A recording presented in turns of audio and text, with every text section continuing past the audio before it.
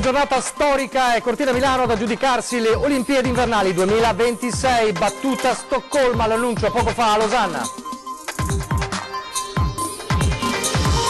Il dossier migliore ha battuto i timori dei pesi politici, dalla sostenibilità agli scenari dolomitici, la passione, la storia, la cultura e l'appoggio della gente. A Cortina grande festa in piazza. Presente nel pomeriggio la 31 Valdastico, tra caselli di Agugliare e Novento, operaio detto alla segnaletica stradale travolto e ucciso da un mezzo pesante. Paura stamane in comune a Treviso, dove è arrivata una busta contenente della polvere bianca indirizzata al sindaco Mario Conte, scattata l'allerta a 7 dipendenti sottoposti a profilassi. Ore di angoscia per la sorte del 24enne di Marghera, scomparso nelle acque del Piave a Fagara di San Biagio di Callalte. I vigili del fuoco continuano a scandagliare lungo e in largo il fiume.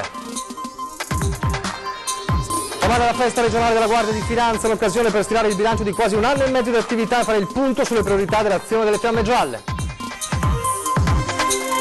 Da Venezia a Mestre la festa dei tifosi per la vittoria della Reyer, che sabato al Taliercio ha conquistato il quarto scudetto della sua storia.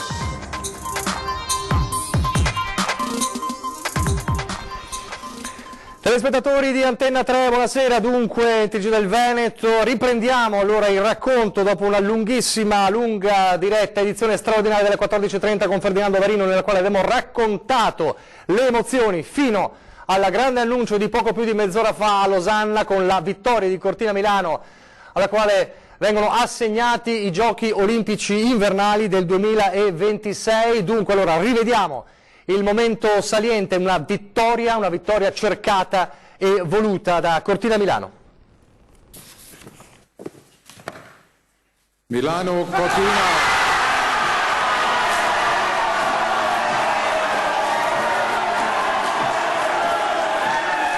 È fatta. Il voto di Losanna apre ufficialmente il sogno di Cortina Milano. Vince il dossier migliore, vince la sostenibilità, vince l'appoggio della gente e vince una candidatura che pone l'accento sulla sua multiforme offerta. Alle 18 l'annuncio atteso da oltre un anno, il percorso iniziato con quella che sembrava un'impresa impossibile, almeno all'inizio. In mattinata c'era stata la presentazione tecnica a porte chiuse, poi alle 13:50 voci, parole e immagini della delegazione svedese, per poi cedere il passo all'Italia. Da Antonio Rossi a Diana Bianchedi, tanti campioni dei 5 cerchi.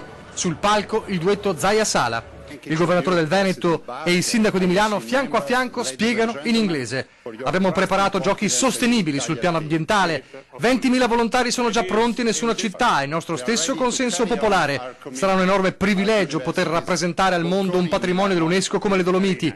I giochi grande occasione che daranno opportunità al nostro territorio. E poi il Premier Conte, che sottolinea: il nostro progetto ha l'ambizione di dar vita a un'Olimpiade che coniughi sport, storia, cultura e innovazione, in coerenza con i valori che ispirano la Carta Olimpica.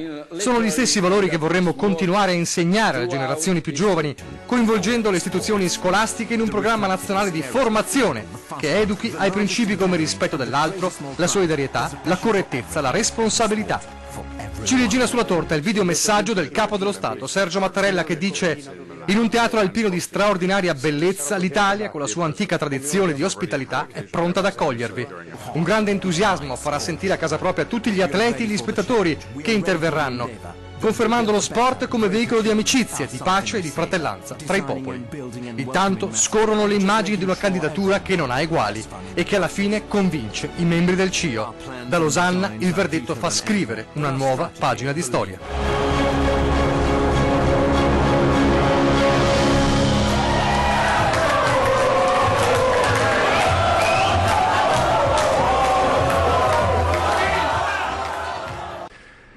Questa è la festa di Losanna poco fa e ovviamente in contemporanea la festa di Cortina. Lucio Zanato, che vedo con un grande campione, Cristian Ghedina. Lucio.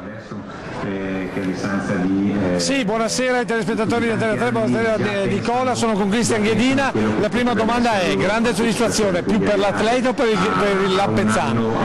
No, grande soddisfazione per l'Italia tutta, non né per me, ma penso, no, soprattutto è una vittoria di tutti questa. Hanno lavorato tutti alla grande, dal CONI, dai vari comitati, dai comuni, le regioni. No, bravi, io sono veramente felice, contento e molto emozionato.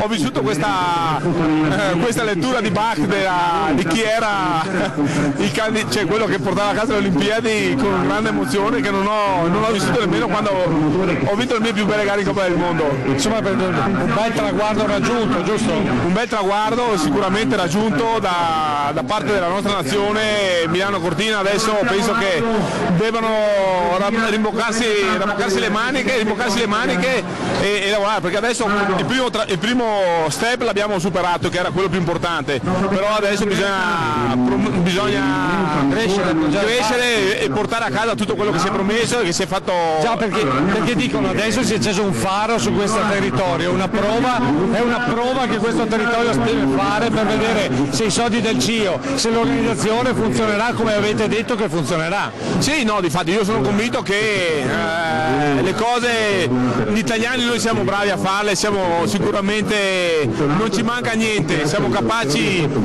e l'abbiamo dimostrato in tante occasioni, non ultima all'Expo, che portiamo a casa, anche se magari arriviamo sempre un po' impiccati come magari fosse queste Olimpiadi, che sembrava che eravamo un po' così, però le abbiamo portate a casa e sono convinto che anche quando ci saranno le gare faremo una gran bella figura. Grazie a Cristian Ghedina, restituisco le linee allo studio. Grazie a Lucio Zanato, ovviamente ci ricollegheremo in tutti i nostri telegiornali anche con te a Cortina per saggiare le emozioni della piazza che ha festeggiato insieme ovviamente alla delegazione a Losanna. Ci ricollegheremo sul TG di Venezia, su quello di Treviso, ovviamente in tutte le prossime edizioni. Intanto è emerso qual è il voto ufficiale di quella scheda che avete visto letta dal Presidente del CIO. L'Italia ha vinto con 47 voti, ne bastavano 42, 47-34 il primo scrutinio, c'era anche la possibilità remota di un eventuale pareggio, ma era molto remota, e anche le prime reazioni, Zaia ovviamente, ecco il risultato, noi siamo già partiti, dice. Poi il Presidente di Confindustria Veneto Zoppas, dossier, dice era più autorevole.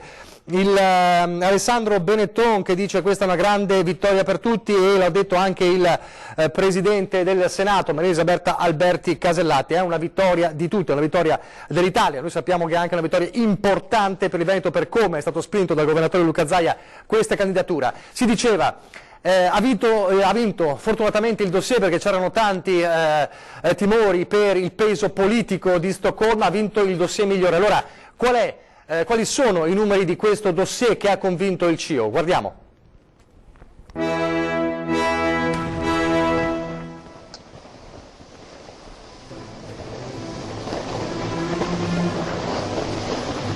Una candidatura, un dossier. Le carte che il Comitato Olimpico ha visionato prima ancora di rendersi conto con i propri occhi della bontà di Cortina Milano durante il Tour Veneto-Lombardo. Il dossier dunque, quello redatto e pronto già a giugno 2018, con numeri a supportare la validità di un sogno. A partire dalla sostenibilità, elemento chiave richiesto dal CIO. 380 milioni di investimenti in infrastrutture, un sesto di quanto speso per Torino 2006, e spese operative finanziate da ricavi privati, contributi CIO, sponsor, merchandising e ticketing. 14 sedi sportive dentro 4 macro aree individuate, i cosiddetti cluster: Milano, Cortina, Valtellina, Val di Fiemme, per concentrare le manifestazioni competitive e non in un raggio ridotto e limitare gli spostamenti. A Milano hockey, short track e pattinaggio di figura. A Cortina lo sci alpino femminile, il curling, il biathlon, bob, slittino e skeleton. In Valtellina lo sci alpino maschile, snowboard e freestyle. In Val di Fiemme lo sci di fondo, il pattinaggio di velocità e il trampolino. Nessuna nuova struttura permanente ad hoc, se non ammodernamenti e lavori di rifacimento, perché le strutture di fatto in gran parte ci sono già. Ecco il cemento zero. E poi la suggestione: cerimonia di apertura allo stadio San Siro di Milano, cerimonia di chiusura all'Arena di Verona. E per non lasciare poi il deserto dopo i giochi, il concetto di legacy, di eredità per i residenti del comprensorio, con innovazioni che resterebbero permanenti: mobilità sostenibile, banda ultralarga, servizi per i turisti.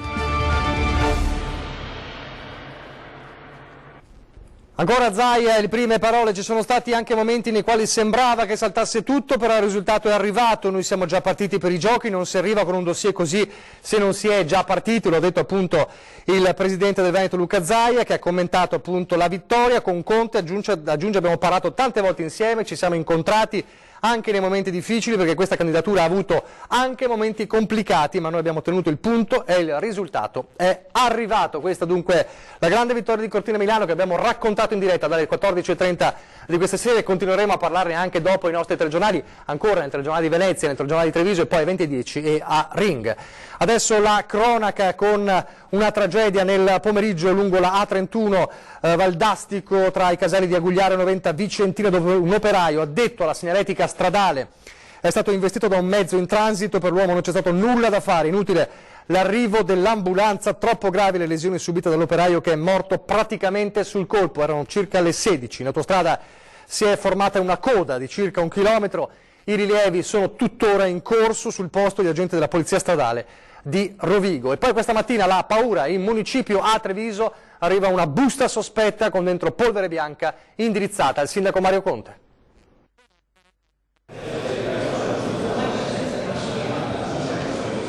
L'allarme scatta verso le 10 nell'ufficio protocollo del comune di Treviso. Una busta bianca destinata al signor sindaco Mario Conte viene maneggiata da una dipendente. Dalla missiva fuoriesce della polvere bianca. In controluce si vede che all'interno c'è un foglio con scritto "The End", fine. La polvere bianca sporca il braccio della donna. In ufficio scatta subito la chiamata ai vigili del fuoco. Viene isolato. Sul posto i pompieri del nucleo batteriologico, carabinieri ed Igos. All'interno ci sono 7 persone, 2 sono giovanissimi stagisti. Il sindaco Conte nel suo ufficio e accorre immediatamente. Non ci preoccupa, mi dispiace invece per i dipendenti comunali che adesso dovranno anche sottoporsi alle verifiche in ospedale. C'erano anche 2 stagisti, adesso andrò a trovarli. Ringrazio ovviamente le forze dell'ordine, ringrazio i dipendenti stessi per la grande professionalità che stanno dimostrando proprio in questi momenti, e poi se qualcuno pensa di intimorire un'amministrazione comunale attraverso una lettera e un po' di polvere, penso che stia sbagliando assolutamente strada e metodi. Nessun simbolo particolare sulla busta, al vaglio delle forze dell'ordine la scritta "Si parte da qui".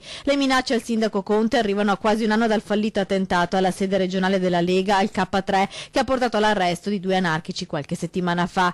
Quasi che Treviso possa essere diventata il simbolo del Carroccio. Continueremo a lavorare sempre di più, perché sempre di più vogliamo essere il simbolo della Lega in Italia, quindi se qualcuno, ripeto, pensa che attraverso questi gesti di indebolire o rallentare l'azione politica e amministrativa di questa amministrazione e della Lega in generale, si sbaglia di grosso. Nel frattempo per i 7 dipendenti è scattata la profilassi. In via precauzionale sono stati decontaminati. Eccoli mentre escono dall'ufficio vestiti con delle speciali tute bianche e portati in ospedale al Cafoncello per tutti gli esami del caso. I vigili del fuoco, dopo aver sigillato l'ufficio, hanno chiuso in un sacco nero la busta anonima e tutti gli oggetti che sono venuti in contatto con la polvere sospetta, per essere trasportati e analizzati nelle loro sedi di Padova e Mestre. Lasciamo lavorare gli inquirenti che adesso faranno le indagini. Sicuramente una persona che fa questo gesto non è tanto equilibrato, quindi sicuramente uno sbandato.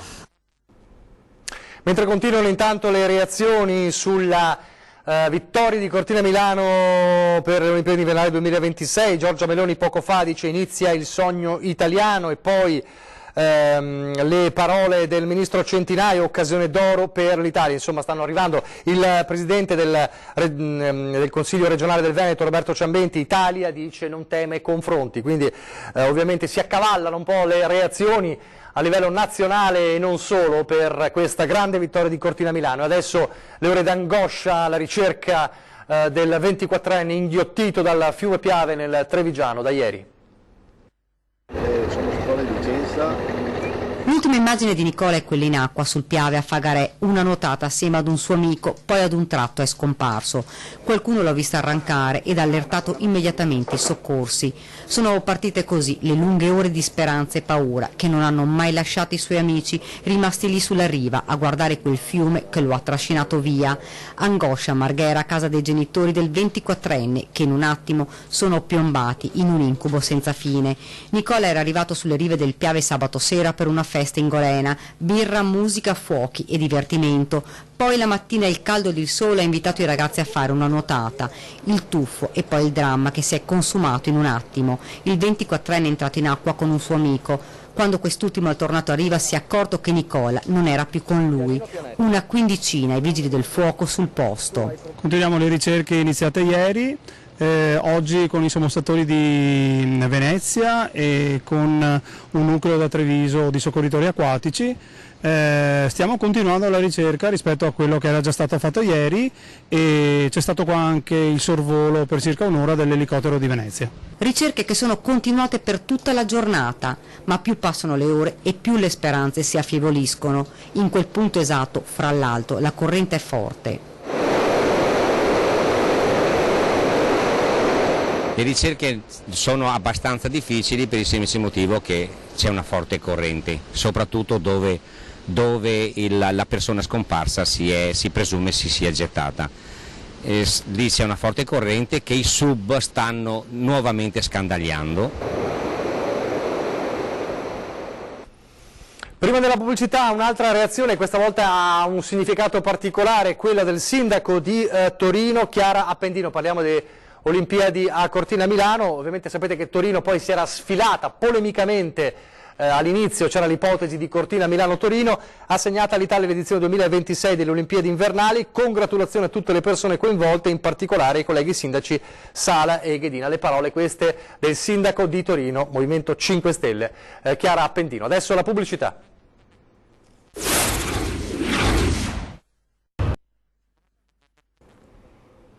Rieccoci in studio in diretta all'edizione del Veneto dei nostri telegiornali. A Venezia adesso per la festa regionale della Guardia di Finanza e gli obiettivi delle Fiamme Gialle per quest'anno.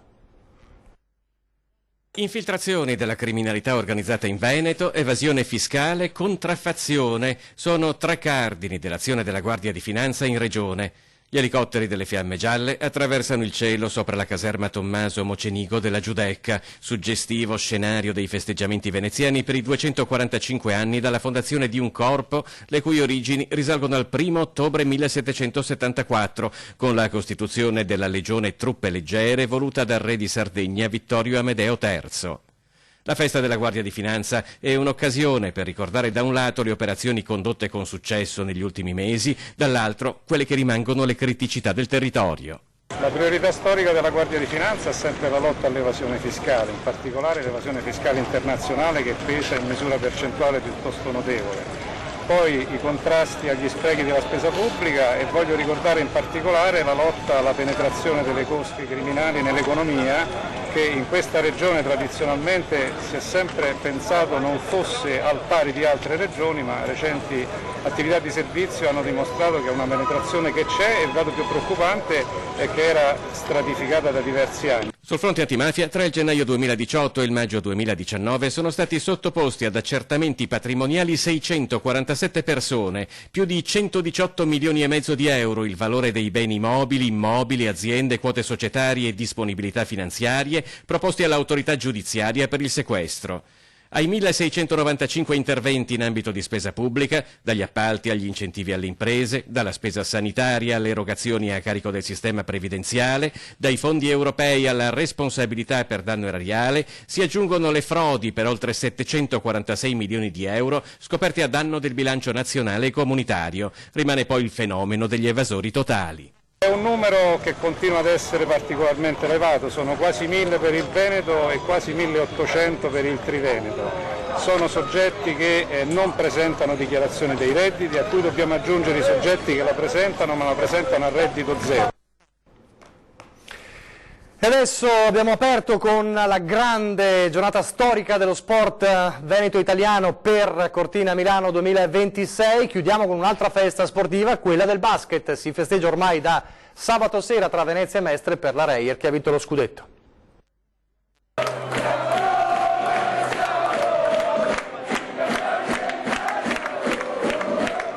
Sono trascorse meno di 24 ore dalla sfida decisiva del Taliercio con la Dinamo Sassari e un corteo acqueo colorato dalle bandiere della Reyer Venezia già percorre il Canal Grande in una festosa processione guidata dal battello della squadra che riporta in città il titolo più ambito e prestigioso della pallacanestro nazionale.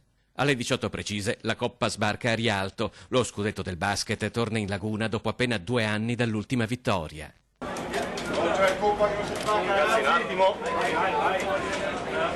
Per giocatori, tecnici, preparatori atletici, dirigenti, tutto lo staff del Venezia neocampione d'Italia, l'accoglienza è calorosissima.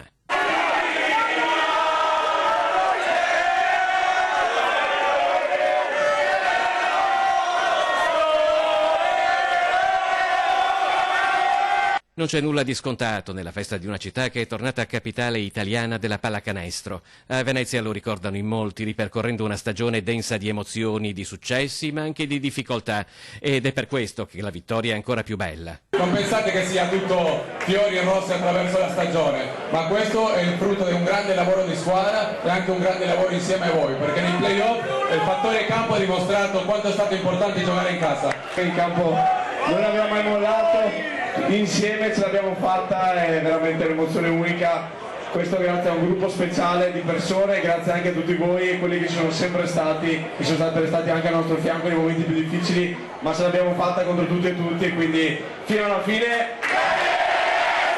I fatti sono questi rimarranno, perché fra 74 anni non ci sarete più né voi né io, però questi e quelli 2 anni fa rimarranno sempre qui. Tra chi festeggia in casa Reyer c'è già chi è rivolto agli impegni futuri verso una prossima stagione che vuole essere bella come quella appena trascorsa, il 5° scudetto e non solo. Il prossimo anno venite anche a tifare la Reyer femminile, perché dobbiamo vincere anche con loro. Prima o poi ce la faremo. Sono 10 anni, 15 anni che ci provo, ma ce la faremo.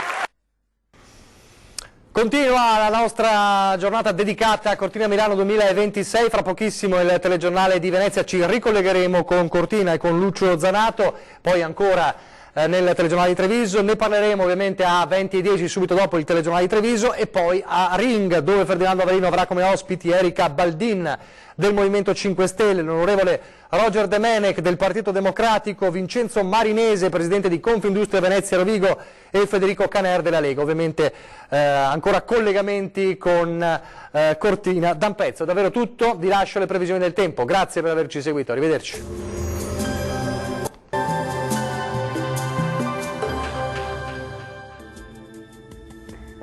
Ben ritrovati al meteo. Alta pressione nordafricana in ulteriore irrobustimento con tempo soleggiato e caldo in intensificazione. Vediamo il dettaglio di martedì 25 giugno. Sul Veneto tanto sole ovunque, cielo sereno al massimo velato un po' su tutti i settori, salvo per qualche nube in più sui monti bellunesi ma senza ulteriori conseguenze. Temperature minime tra 18 e 23 gradi, massime comprese invece tra 29 e 34 gradi. Bel tempo anche sul Friuli Venezia Giulia, il promontorio anticiclonico in risalita dal Nord Africa si rafforza ulteriormente garantendo tempo stabile e ampiamente soleggiato, poche nubi anche a ridosso dei rilievi prealpini. Temperature minime tra 20 e 24 gradi, massime oscillanti invece tra 31 e 33 gradi. Uno sguardo infine al Trentino Alto Adige dove sarà soleggiato su tutti i settori, il cielo si presenterà sereno e sgombro da nubi ovunque. Temperature minime tra 18 e 19 gradi, massime roventi tra 34 e 35 gradi circa. Bene, dal meteo di Antenna 3 per ora è tutto. Arrivederci.